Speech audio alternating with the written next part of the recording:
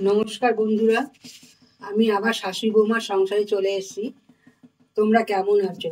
আশা করো তোমরা ভালো আছো। আমিও ভালো আছি। আজকে আমি নিয়ে করব শিমের ভর্তা। আজকে আমি এই শিম কেটে ভালো করে ধুয়ে কেটে নিয়েছি।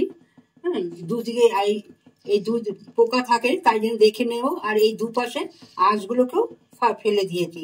এই দিয়ে আজকে আমি আর এই রসুন আর এই কাঁচা লঙ্কা দিয়ে আজকে আমি শিম বাটা করব।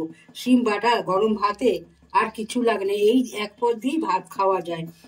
তো আমি করি, তোমরা দেখো, তোমরা করে খেও, কেমন লাগে আমাকে কমেন্ট করে জানাবে। আগে একটু সিদ্ধ করে নেব। এমন জল দেব যেন জল থাকে না, শুকনো শিমের সাথে অল্প জল দিয়ে আমি শিমটাকে সিদ্ধ করে নেব।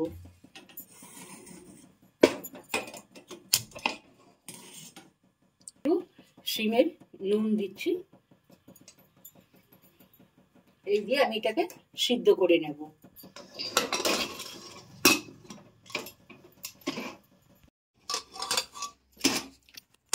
শিমটা আমার সিদ্ধ হয়েছে, এমন জল দিয়েছি।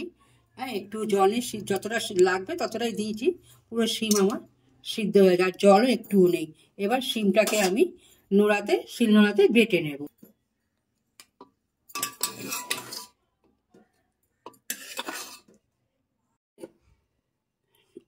দুটো কাঁচা লঙ্কা নিয়েছি, লাল লাল দিকে দুটো কাঁচা লঙ্কা নিয়েছি, আর এই দুটো চারটে কুয়া রসুন নিয়েছি, আর একটু ধনে পাতা নিয়েছি।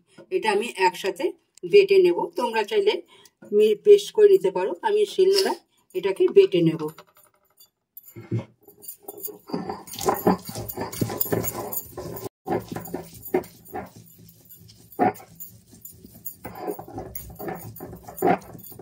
এইভাবে আমি বেটে নেব। আমার বাটা হয়ে গেছে শিমটা।